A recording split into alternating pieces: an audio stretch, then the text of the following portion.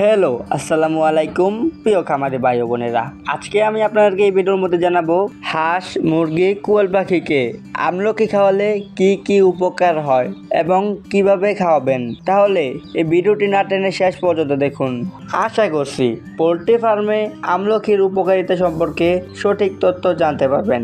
এখন আমি আপনাদেরকে জানাবো আমি আমার বাড়িতে আমার হাঁস, মুরগি এবং কোয়েল পাখিদেরকে আমলকি কিভাবে খাইয়ে থাকি। তো সর্বপ্রথমে আমি একটি হামার দস্তার মাধ্যমে আমলকিগুলোকে ভালো করে পিষে নিব।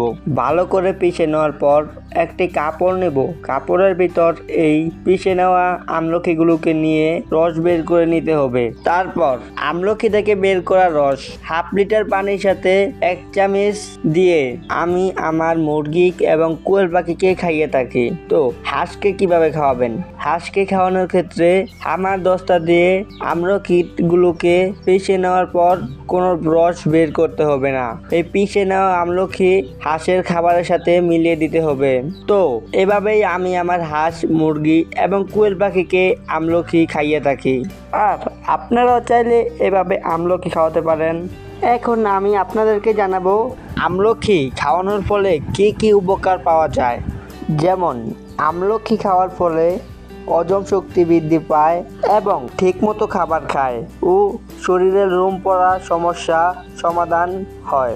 তাছাড়াও আরও বেশ কয়েকটি উপকারিতা রয়েছে। তাহলে আশা করছি বুঝতে পারছেন পোল্ট্রি ফার্মে আমলকির উপকারিতা সম্পর্কে। তো আপনারা যদি আমার এই চ্যানেলে নতুন হয়ে থাকেন অবশ্যই চ্যানেলটিকে সাবস্ক্রাইব করবেন এবং হাঁস মুরগি সম্পর্কে যদি কোনো ঘরোয়া চিকিৎসা জানার প্রয়োজন হয় অবশ্যই কমেন্টে জানাবেন।